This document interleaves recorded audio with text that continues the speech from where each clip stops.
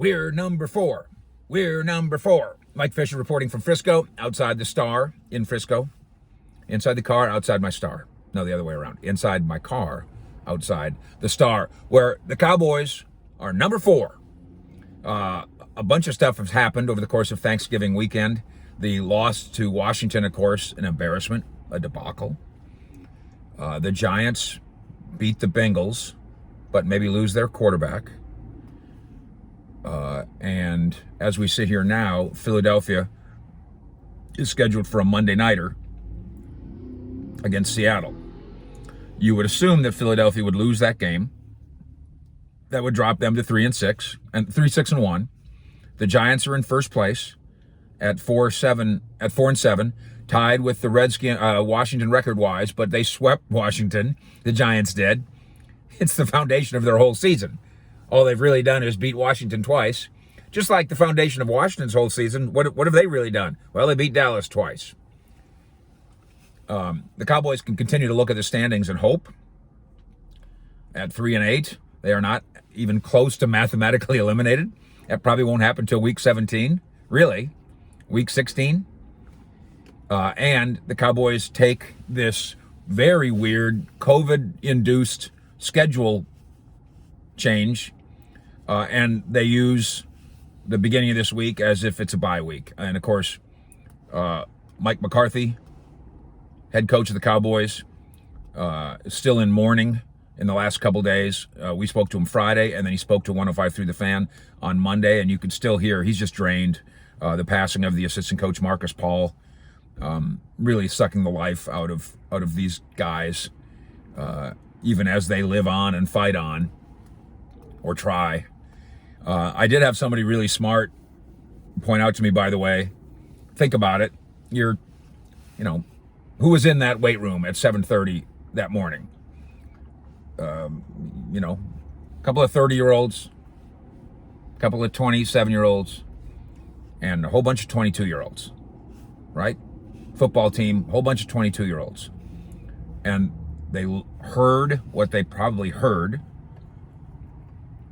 and then they turned and saw what they saw. And there was Coach Paul, very close, like an uncle to some of them, certainly like a teacher to all of them, and a friend to all of them, and a mentor to all of them, because the strength and conditioning coach touches every guy on the roster. How shook would you be if you were 22? You'd never seen anything quite like this. And so the Cowboys have a right to be shaken up. They attempted to use Marcus Paul's passing as inspiration on Thanksgiving. It did not work. Instead, they are where they are. And as we've discussed, standings-wise, next outing at the Ravens. Now, the Ravens have 23 guys as I speak who are sick, COVID, including 7 Pro Bowlers and the MVP quarterback as I speak to you here. And nevertheless, the Cowboys at Baltimore on Monday, December 7th at 4 p.m. Central Time are probably going to get crowned, because even if Lamar Jackson doesn't play, RG3 will play. And no matter what they have at running back, they'll still have Gus Edwards at running. They can still do some things and will still surely be favored. And again, we'll have to see what the Ravens do this week against the Steelers and who's available and who's healthy and all the rest before we can really evaluate that game. But the point is, as the Cowboys can continue to say, we could still do it, they are also able to look at another standings, another chart, the Tankathon, and see that they are in 4th place. They're in 4th place in the division, right? And they're in 4th place in the Tankathon standings for the top pick in the NFL draft, the 2021 NFL draft in April. The Jets are 0-11. They can't score. They're bad. Coach is going to get fired. Bad deal. The Bengals are up there in front in the 3 spot, and then in the 2 spot is Jacksonville, the Jaguars, who are apparently keeping their coach, but they just fired the general manager. Odd. In Cincinnati, the coach is new. He'll stay. In Dallas, the coach is new. I guess he'll stay. But you have kind of 1 foot on each side of the boundary here. And maybe the Cowboys do too as an organization. Yes, we're trying to win. Get to the tournament is the point. Get to the playoff is the point. A home playoff game to start the postseason at AT&T Stadium in front of 40,000 people. Who says you're going to lose that game? Who says you have to lose that game? I know right now it looks like you will, but when you played Minnesota a week ago, you didn't feel that way. We didn't feel that way. And they didn't feel that way. Can some team roll in here and be vulnerable to what the Cowboys are capable of one time? Sure. We've already seen, what Arizona is capable of against them. That doesn't seem very promising. We've already seen what Seattle is capable of against them when Dallas was almost at its best health-wise. That doesn't seem very promising. But you look around the league and go, hey, Tampa Bay, they're not undefeated, not even close. So could some team come in here in round one and find the Cowboys capable against them, theoretically? So that's the 1 foot on the one side of the boundary. And then you get to invest in the other side of the boundary too.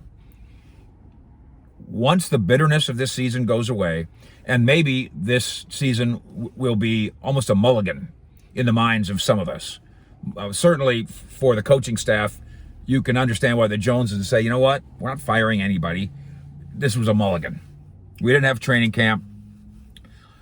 We screwed up trying to install a new defense without a training camp. That was a mistake.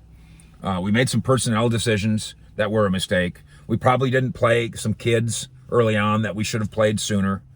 We were learning that on the roll. That was a mistake. And Dak Prescott got hurt. And Tyron Smith got hurt. And the next thing you know, we've got these two absolute anchors of everything we do, and they're unavailable to us. Give us a mulligan. Let's try it again in 2021. And then along with accepting that approach, taking that approach, they say to themselves, and you probably as a Cowboy fan say to yourself, and we got the 4th pick. No, not the first. You're not taking Trevor Lawrence. You're not getting there. But the 4th pick.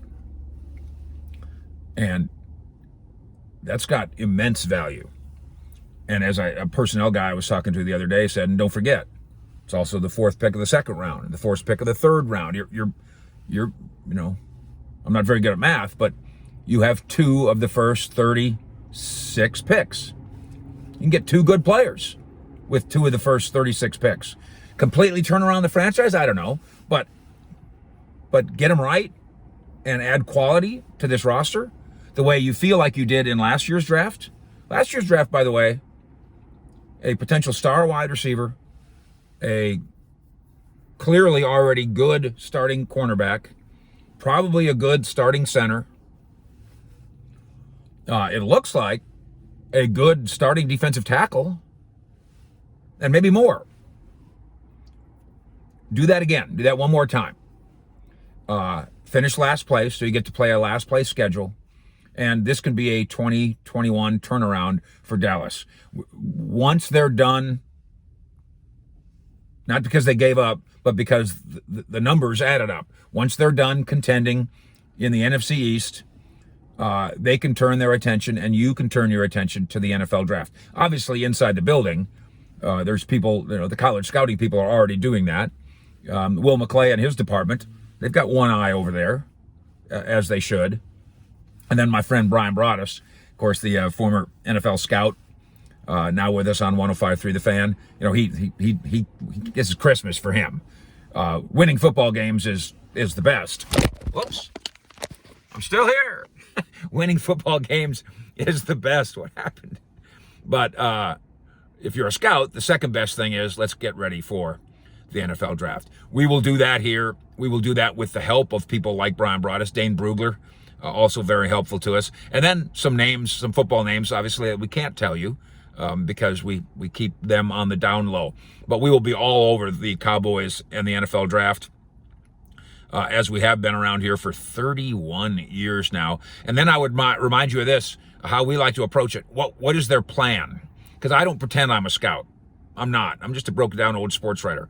But what are the Cowboys intending to do in the draft? And then how do they execute doing it? That's what we like to grade. And so we're going to have some fun with that. We appreciate you joining us here and having some fun with us. Please subscribe and ring that bell so you know when we're doing stuff here. And then on Facebook, we've got a Fish Sports Facebook page that suddenly has 16,000 people on it, 16,000 Cowboy fans. And that's where we get all our Sports Illustrated stories. Would love to have you come to Facebook and join us there as well. Fish in Frisco, out.